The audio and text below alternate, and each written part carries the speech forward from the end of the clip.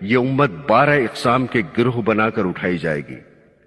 پہلا گروہ ہاتھوں سے لنجا اور پاؤں سے لنگڑا ہوگا، جن کی نسبت ندا ہوگی کہ یہ وہ لوگ ہیں جو اپنے پڑوسیوں کو تکلیف پہنچاتے تھے اور بے توبہ کیے مر گئے تھے۔ دوسرا گروہ وہ جو چوپائے ہوئے جانوروں کی صورت میں اٹھے گا، جن کے متعلق ندا ہوگی کہ یہ وہ لوگ ہیں جو نمازوں میں بہت سست تھے۔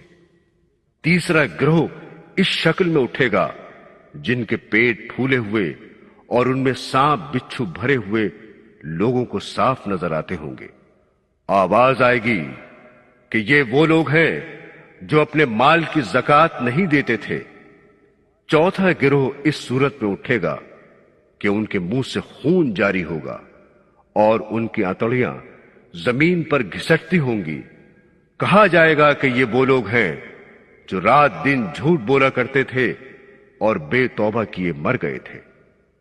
پانچواں گروہ اس طرح اٹھے گا کہ ان کے پاس سے بدبو اڑتی ہوگی اور وہ لوگوں سے چھپتے ہوں گے۔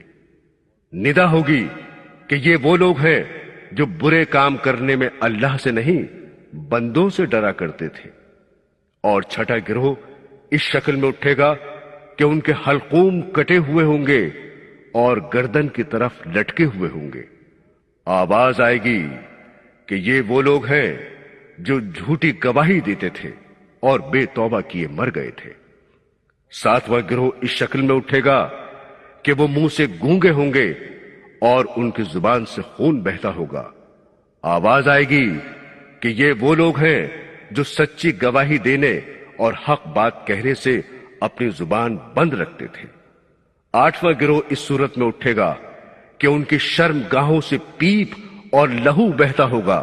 آواز آئے گی کہ یہ وہ لوگ ہیں جو زانی بدکار تھے اور بے توبہ کیے مر گئے تھے۔ نواں گروہ اس شکل میں اٹھے گا کہ ان کے کالے منہ، نیلی آنکھیں اور پیٹ میں انگارے بھرے ہوئے ہوں گے۔ ندا ہوگی کہ یہ وہ لوگ ہیں جو یتیموں کے مال کھایا کرتے تھے اور بے توبہ کیے مر گئے۔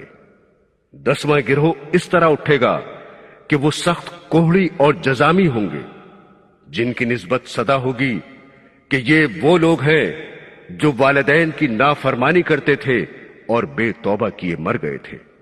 11واں گروہ اس صورت میں اٹھے گا کہ بیل کے سینگ کے برابر دانت اور ہونٹ سینے پر پڑے ہوں گے اور منہ سے نجاست نکلتی ہوگی۔ آواز آئے گی کہ یہ وہ لوگ ہیں جو شراب پیتے تھے اور توبہ کیے بغیر مر گئے۔ 12واں گروہ اس طرح ہوگا جن کے منہ 14ویں رات کے چاند کی طرح چمکتے ہوئے ہوں گے، جن کے بارے میں ندا ہوگی کہ یہ وہ لوگ ہیں جنہوں نے نیک کام کیے اور برے کاموں سے بچے اور نماز جماعت سے پڑھا کرتے تھے اور ہر حال میں توبہ کرتے رہتے تھے، جن کی نسبت مولا فرماتا ہے جو لوگ